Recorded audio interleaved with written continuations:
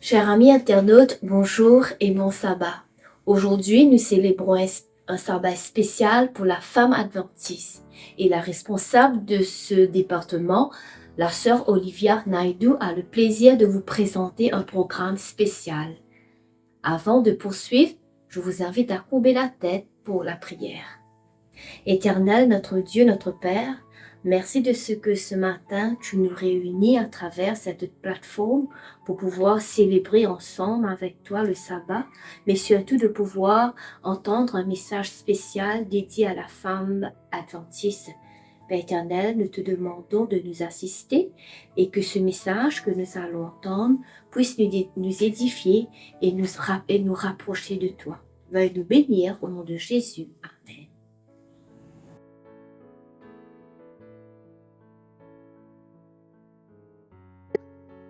Louez l'Éternel, mon âme loue l'Éternel. Je louerai l'Éternel tant que je vivrai, je célébrerai mon Dieu tant que j'existerai. Ne vous confiez pas aux grands, aux fils de l'homme qui ne peuvent sauver. Leur souffle s'en va, ils rentrent dans la terre et ce même jour leurs desseins périssent. Heureux celui qui a pour secours le Dieu de Jacob, qui met son espoir en l'Éternel son Dieu. Il a fait les cieux et la terre, la mer et tout ce qui s'y trouve. Il garde la fidélité à toujours. Il fait droit aux opprimés, il donne du pain aux affamés. L'Éternel délivre les captifs. L'Éternel ouvre les yeux des aveugles. L'Éternel redresse ceux qui sont courbés. L'Éternel aime les justes.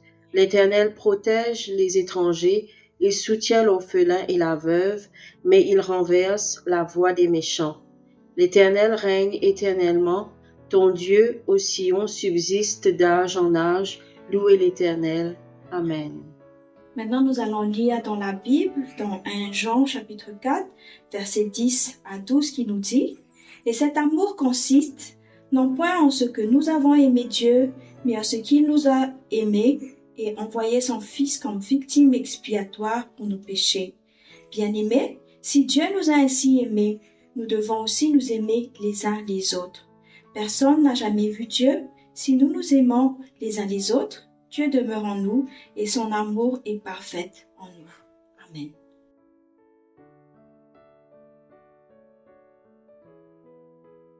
Bonjour et bon sabbat. Je suis très contente d'être avec vous ce sabbat matin spécial pour nous les femmes. Donc nous sommes arrivés déjà au moment du message. Il y avait deux hommes qui devaient rentrer chez eux. Comme à leur habitude, ils devaient passer dans un cimetière. Mais cette fois-ci, dans ce cimetière, il y avait déjà un trou qui était prêt pour un enterrement du lendemain. Et ces deux hommes passaient chacun à des heures différentes. L'autre passait quand le soleil se coucha déjà, donc du coup, il n'a pas vu qu'il y avait le trou. Il était tombé dans ce trou. Il essayait de monter par tous les moyens, mais il n'a pas pu. Donc du coup, il était obligé de rester dans ce trou. Après quelques instants, il y avait l'autre monsieur qui arrivait. Et la même chose, il ne voyait pas le trou parce que c'était la nuit. Donc quand il a marché, il était tombé dans le même trou.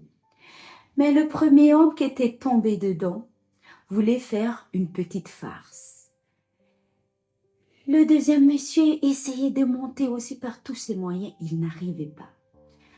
Alors le premier monsieur va lui dire, avec sa voix qui changeait, « Tu ne pourras jamais sortir de ce trou. » Quand le deuxième monsieur a entendu cela, il a eu tellement peur qu'il a pu grimper, sortir du grand trou et rentrer chez lui sain et sauf. Pourquoi vous racontez cette histoire ce matin? C'est justement pour introduire notre message d'aujourd'hui.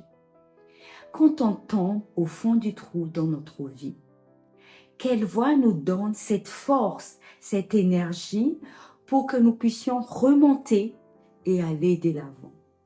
Qui est-ce qu'on va écouter pour pouvoir aller de l'avant malgré les difficultés de la vie? Comme notre service vient de le lire, l'amour. L'amour, c'est qui finalement selon la Bible? C'est Dieu. C'est ce Dieu donc qui doit nous donner cette énergie, cette force dont on a besoin pour pouvoir nous remonter de ce trou, pour pouvoir avancer chaque jour malgré les tempêtes et les difficultés de la vie. Justement, le titre de notre message d'aujourd'hui, c'est « Un amour qui précède nos propres choix ». Un amour qui précède nos propres choix. C'est notre sœur Marjorie Erinirine qui est notre responsable du ministère des femmes au niveau de la division de l'Afrique australe et de l'océan Indien, qui a écrit le message d'aujourd'hui. Et nous allons nous encourager à travers cela, nous édifier à travers la parole de Dieu. Mais avant d'entrer dans le vif sujet, je vous invite à incliner la tête. Nous allons prier ensemble. Père, merci parce que tu es parmi nous. Que tu puisses parler à travers moi et envoie-nous ton Saint-Esprit pour que nous puissions comprendre le message que tu as pour chacun et chacune d'entre nous. Au nom de Jésus, Amen. De nos jours, on entend plusieurs enseignements de la Bible. Il est très important donc d'étudier, de sonder la parole de Dieu pour pouvoir connaître la vérité. Prenons l'exemple simple du salut. Vous allez entendre certains chrétiens qui vont dire que il faut beaucoup travailler très dur pour pouvoir mériter le salut. Et le salut donc peut s'acheter par nos œuvres. Mais il va y avoir d'autres chrétiens qui vont vous dire que le salut il est gratuit. On n'a rien à faire parce qu'il est déjà là à portée de nos mains. Ces idées contradictoires vont s'aimer la confusion et peut-être des frustrations avec certains chrétiens. La grâce et l'amour de Dieu précèdent nos choix, nos décisions et notre vie. Comment faire? Comment cet amour de Dieu peut impacter nos choix? Prenons l'histoire dans la Bible, l'histoire de Rahab. L'histoire de Rahab est un bel exemple de la grâce et l'amour de Dieu. Pourquoi? Bien que les spécialistes ne s'entendent pas vraiment si Rahab était une prostituée ou une tenancière d'auberge, ils sont tous d'accord pour dire qu'elle était une païenne qui vivait parmi un peuple idolâtre. Mais Dieu n'a pas tenu compte de son origine ou de ses croyances. Il n'a pas fait cas du choix de sa profession. Il l'a aimée parce que tout simplement, Rahab était sa création et qu'il voulait la sauver. J'aime bien cette parole. Que Dieu n'a pas tenu compte de l'origine de Rahab ou bien de sa croyance, de ses croyances. Je ne sais pas si vous êtes comme moi, mais quand je vais au marché, chez le docteur ou ailleurs, souvent on me demande si je suis une malgache. Je dis oui, je réponds avec fierté mon origine. Mais des fois, cette origine surpasse pas mal de choses. Cette origine peut bloquer certaines relations avec d'autres personnes parce qu'il y a malheureusement certains conflits. Mais ici, Dieu n'a pas tenu compte de l'origine de Rahab. Qu'est-ce qu'elle est? Qu'est-ce qu'elle fait? Quelle est sa croyance? Mais ce qui a importé Dieu ici, c'est son amour pour sa créature.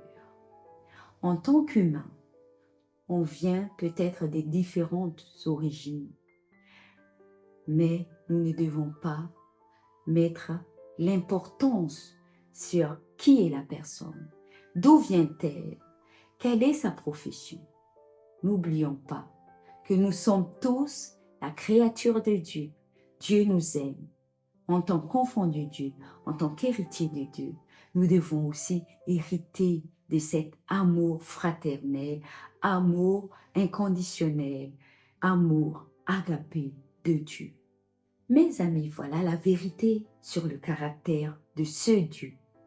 Avant que nous ne le choisissions, il nous a choisis. Jean 15, 16.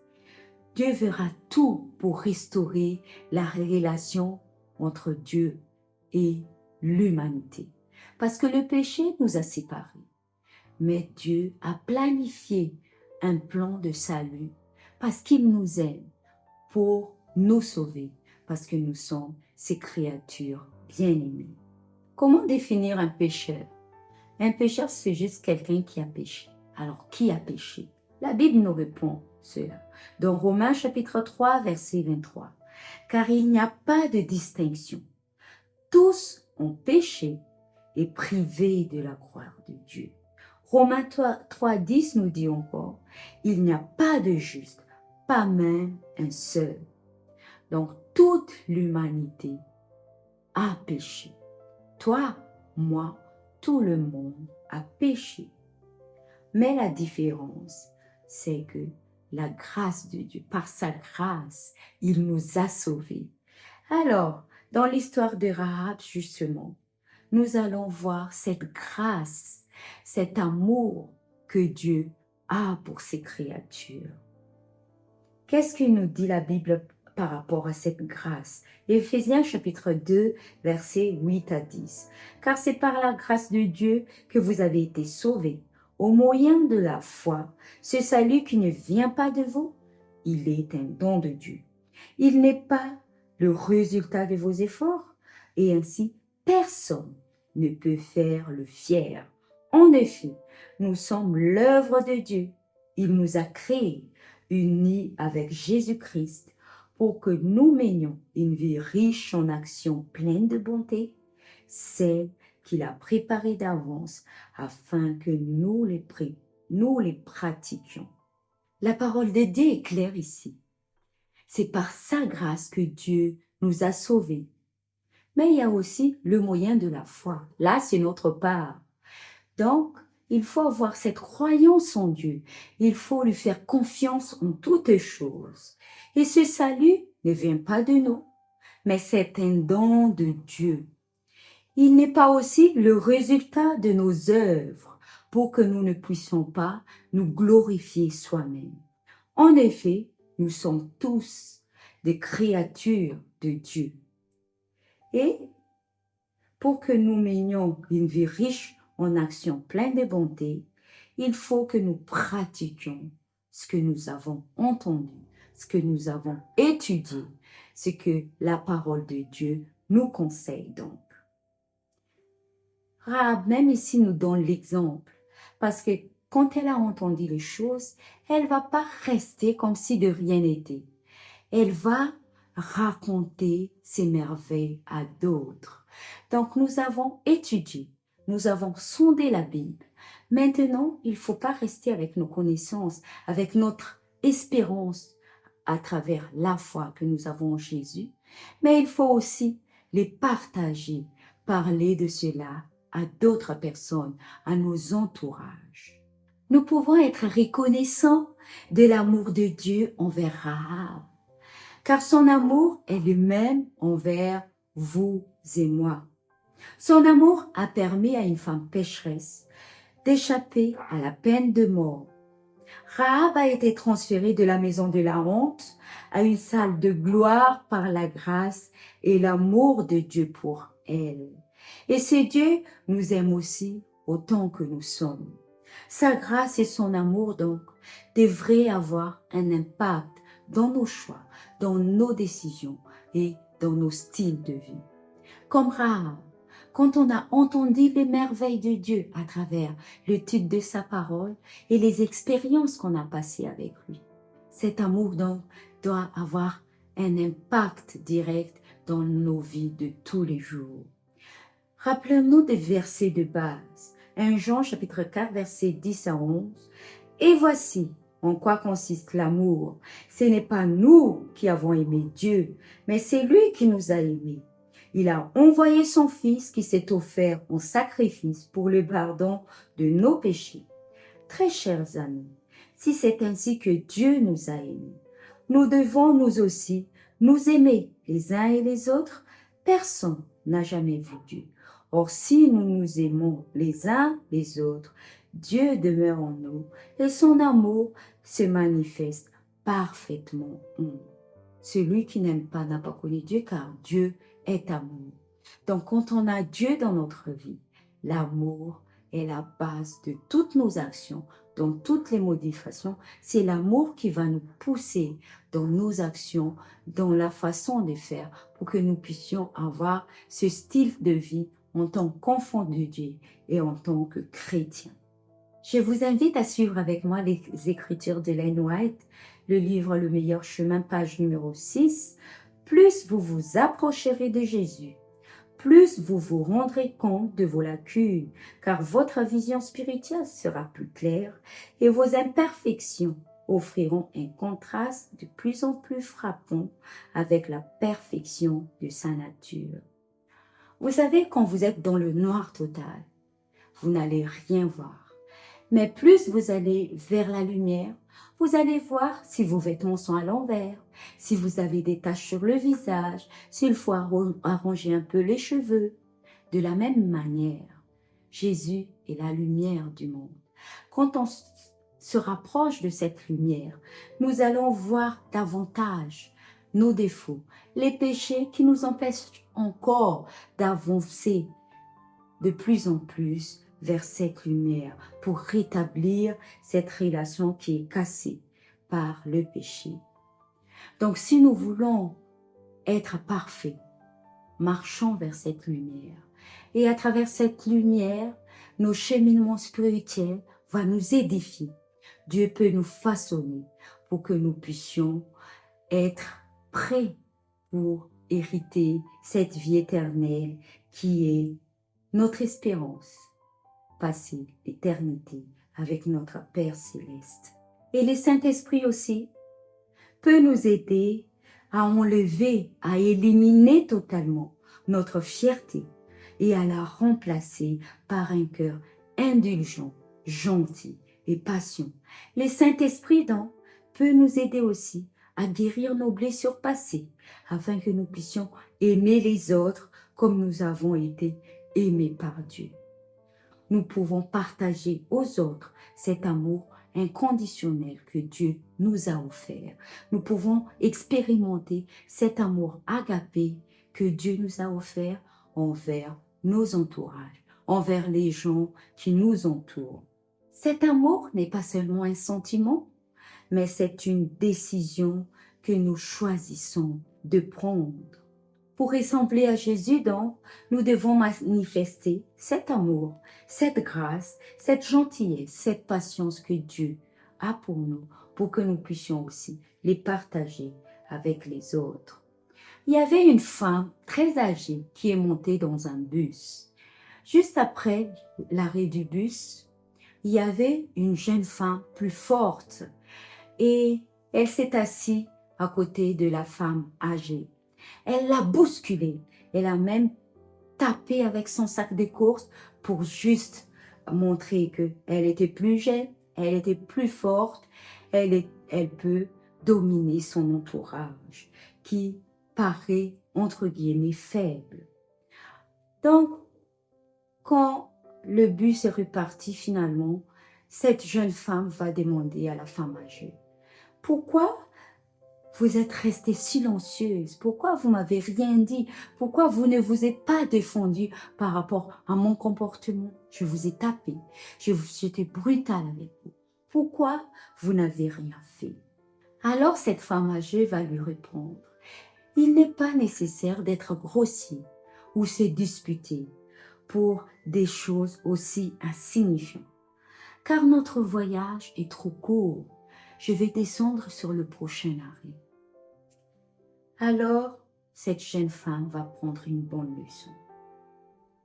Il est vrai que notre voyage sur cette terre est très court. Il ne faut pas s'attarder dans des problèmes qui, entre guillemets, insignifiants. il y a des choses plus importantes. Il y a des personnes qui vivent dans la peur. C'est la peur qui les pousse à se rebondir tous les jours. C'est la peur qui les pousse à aller travailler. C'est la peur qui les pousse à vivre tous les jours. Mais nous, en tant que chrétiens, en tant qu'enfants de Dieu, nous vivons avec cet amour, cette grâce que Dieu nous offre. Pourquoi ne pas partager cette espérance que nous avons en Jésus aux autres qui ne le connaissent pas? Notre rôle est la même que ce qui s'est passé avec Rahab, de partager ces merveilles qui est la parole de Dieu, cette parole d'espérance, cette parole qui parle de l'amour pour donner cette joie de vivre, cette paix que le monde en a besoin finalement. Rappelons-nous des titres de notre message. Un amour qui précède nos propres choix. En tant que chrétien, en tant qu'enfant de Dieu, cet amour de Dieu, comme je viens de dire, doit avoir un impact dans notre vie. Cet amour de Dieu doit nous aider à avoir un style de vie qui est à l'image de Dieu. Cet amour de Dieu, cette grâce qu'il nous donne, doit nous aider à partager cette espérance que nous avons à nos entourages. Ma prière pour nous ce sabbat matin, c'est que nous puissions, chères sœurs, que nous puissions, chers auditeurs, que nous puissions, chère Église, vivre cet amour de Dieu, l'accepter dans notre vie et aussi les partager aux autres. Car ce monde a besoin d'amour, ce monde a besoin de Dieu et Dieu nous a confié ici-bas pour accomplir notre mission. Notre mission commence avec nos entourages et par des personnes que Dieu envoie dans notre vie. Qu'est-ce qui nous empêche à partager cette espérance, cette vie éternelle qui nous attend quand Jésus va revenir bientôt? La mort n'est pas une fin. La mort, c'est juste un processus en attendant que Jésus va revenir. Si le monde est au courant de cela, on ne va plus vivre dans cette angoisse, on ne va plus vivre dans la peur, mais on va tous vivre dans l'espérance, parce que Jésus bientôt va venir nous libérer. Que le Saint-Esprit nous guide afin que nous puissions accomplir notre mission là où Dieu nous a placés. Que Dieu nous bénisse tous. Amen.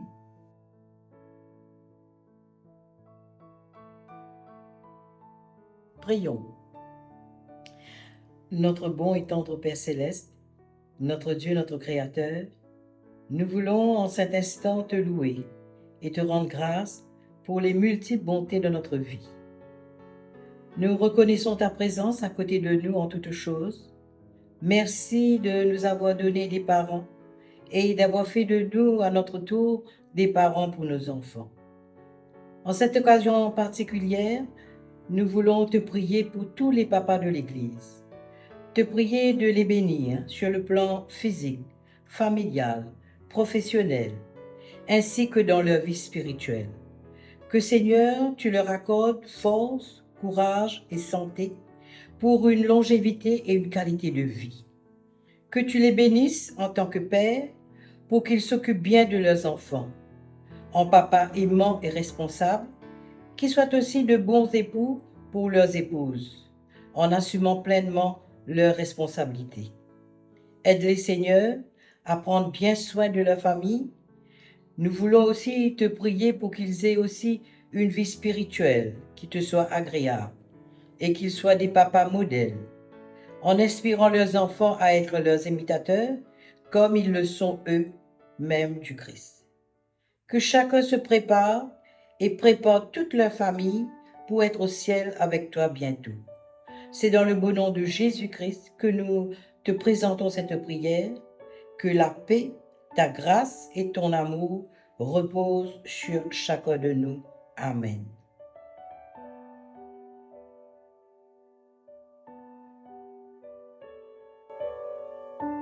Je te prie et tu entends ma voix.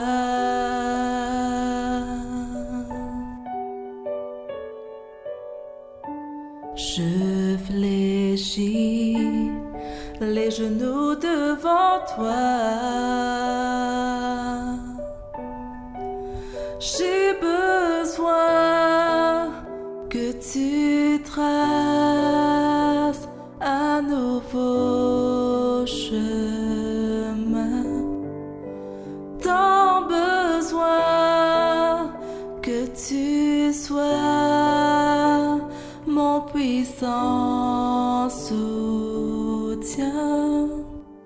Tu es ma source, tu es mon bien. Quand je me perds, tu prends ma main, tu me relèves de la poussière dans le désert. Tu me diriges vers ta lumière, Seigneur. Tu es mon Père, tu restes Dieu dans mon désert.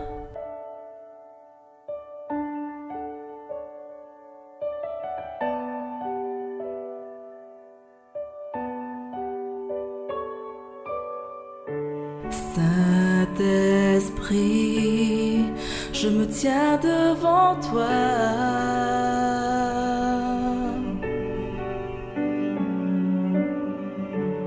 À l'abri dans le creux de tes bras. J'ai besoin de ton feu qui me purifie. Tant besoin de ta vie. Alors je m'écris. Tu es ma source, tu es mon bien. Quand je me perds, tu prends ma main, tu me relèves de la poussière dans le désert. Oh, tu me diriges vers ta lumière, Seigneur. Tu es mon Père, tu restes Dieu dans mon désert.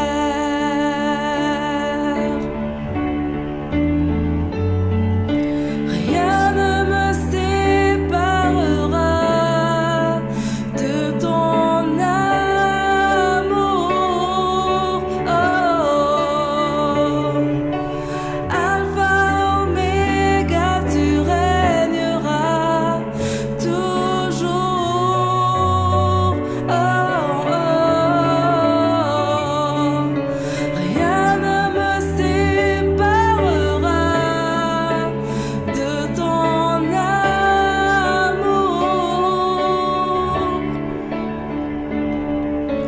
Alpha, Oméga, tu régneras toujours et toujours, toujours.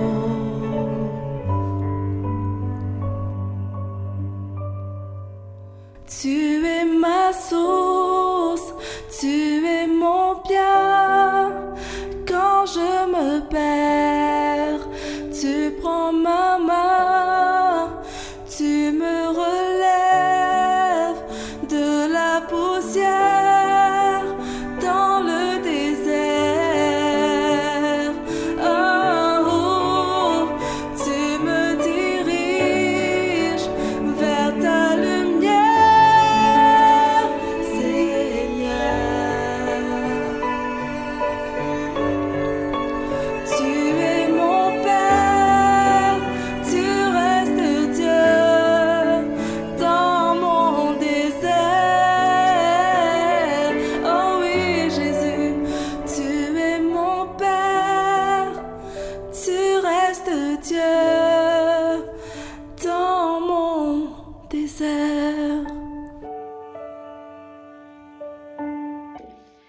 Pour mettre fin à ce programme, je vous invite à vous joindre à moi.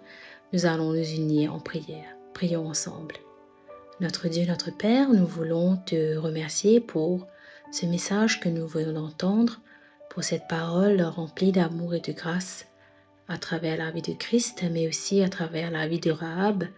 Tu nous rappelles que dans ce monde troublé, nous sommes des agents de paix et d'amour. Notre Père, accorde-nous une abondance de paix, que nous puissions vivre dans l'harmonie et que nous puissions profiter pleinement de cette réconciliation avec toi. Que nous puissions vivre cette réconciliation au sein de nos églises, mais aussi au sein de nos familles. Accorde-nous toujours plus d'amour, plus de foi à donner à nos frères et sœurs. Avec cet amour, Seigneur, donne-nous aussi une foi croissante, une foi où nous puissions vivre avec amour les épreuves et les obstacles qui se dressent devant nous. Que tu puisses, Seigneur, renouveler chaque jour cette grâce de notre vie et fais de nous des instruments de paix. Nous voulons, Seigneur, prendre l'engagement de vivre ton amour chaque jour, mais aussi être témoin de ta grâce auprès des autres, auprès de ceux qui ne te connaissent pas. Que tu puisses, dans cet élan d'engagement, nous accorder ton Esprit Saint et sceller cet engagement, Seigneur, afin que nous puissions ne pas nous détourner de notre objectif, mais aussi de toujours nous accrocher à toi et de vivre ton amour. Que les gens autour de nous soient amenés à connaître ton amour, à connaître tes bontés, mais aussi à connaître cette vie en abondance que nous vivons chaque jour. Nous savons que les temps sont difficiles, mais tu nous dis dans ta parole que ton amour surpasse toutes choses. Je te demande, Seigneur, d'exaucer ma prière, car je te demande tout cela dans le nom de Jésus. Amen. Mes chères sœurs, j'espère que tout comme moi, vous avez été bénis et puissions-nous toujours grandir dans la grâce de Jésus. Merci et au revoir.